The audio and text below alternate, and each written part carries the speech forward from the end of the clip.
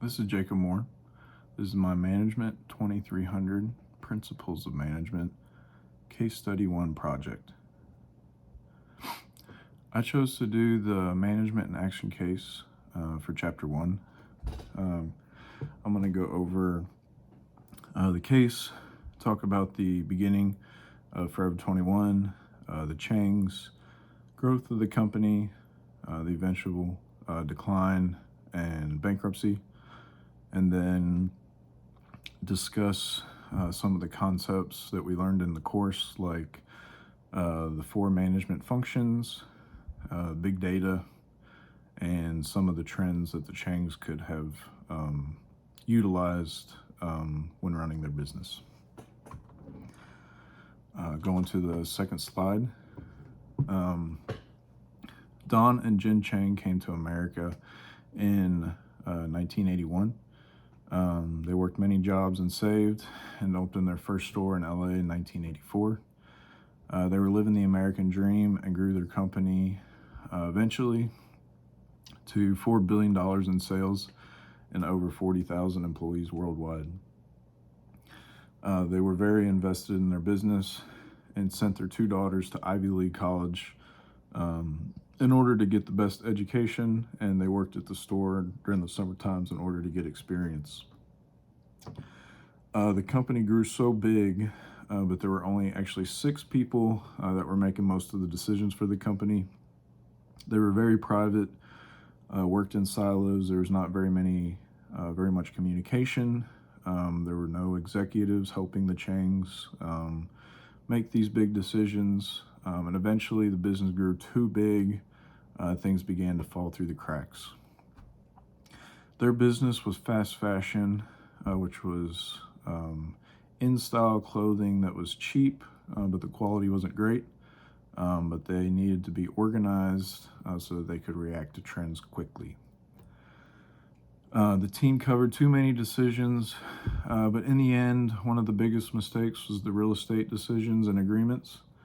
Mr. Chang wanted a bunch of stores, and he was signing longer than industry standard leases, and was ignoring advice to go more e-commerce and stop expanding into brick and mortar, especially internationally. But they ignored those suggestions, and they made mistakes internationally because they didn't do their research. They were having the wrong clothing in the store during the wrong season. They were not researching labor laws, so they got into a lot of heat just because they were trying to do too much too quickly. In the end, they were closing, I think, over 30% of their stores. There were instances where they were not ordering enough material because they were not listening to the data analysts, and the next year ordering too much, which caused more waste. So that's kind of the overview and some of the reasons why the business declined.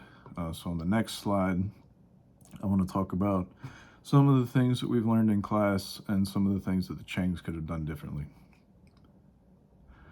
I think the Changs were a great example of a family immigrating to the United States and growing a business out of nothing and turning it into a worldwide phenomenon. But I think at a certain point they got too overwhelmed, and they kind of had a decision to make.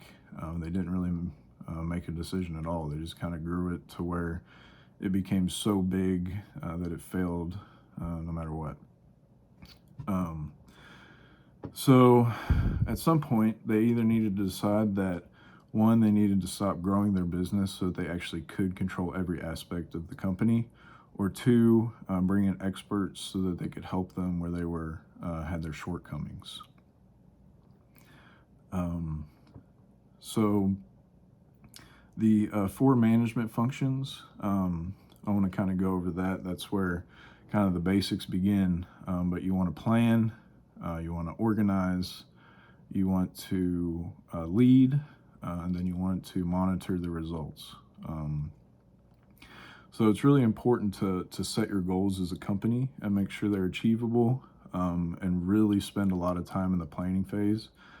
Because this is the most important phase, and if you do poorly in the planning phase, you're just setting yourself up for a failure in the long run. And I think that's where the Changs, all they cared about was growth. They didn't care about, 5 years, 10 years down the line to really develop a plan.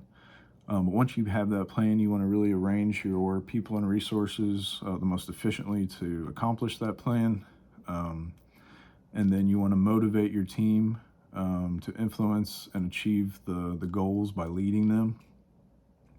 And then monitoring the performance and comparing it to the goal. That way you know if you need to change what you're doing, if you're on track to get things done.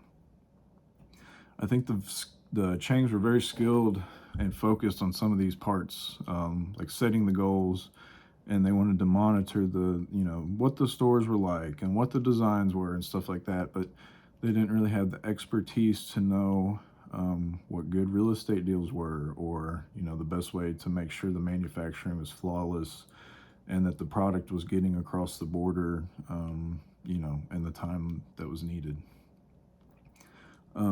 We talked about soft skills being important in this class. I think they kind of lacked some of those. They kept everything very hush-hush. They like to work in silos. They didn't really know when they needed to call in an expert. And I think they really could have done a better job by motivating their employees, by rewarding them for good work. I think the Changs needed to pick a board of directors to help shape the future of the company, make sure the correct amount of product was being ordered and it was arrived at the right place at the right time.